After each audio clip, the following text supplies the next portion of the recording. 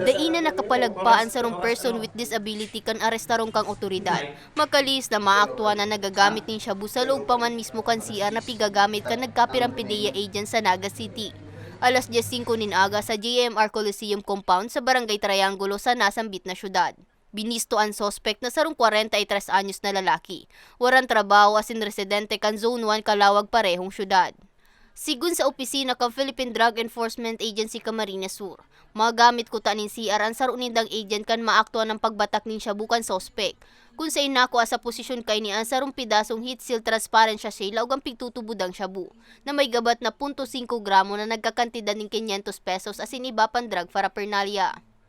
He has no idea. Wala po siyang ka-idea that the opportunity na niya is kinatapos din po ng. Sigun pa sa otoridad, pigkukonsiderar man na sarong notorious na snatcher ang sospek. Kaya apuwera sa kasong panahabon, naatubang pa siya ngunya sa kasong pagbalgar sa Republic Act 9165 o Comprehensive Dangerous Drugs Act of 2002.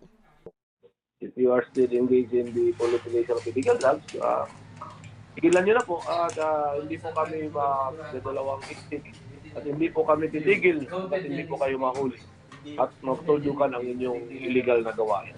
Sa presente, nasa kustudiya pa kan Police Station 1 Naga City ang sospechado. Para sa mga baretang tatak Bicol, Mae Arango.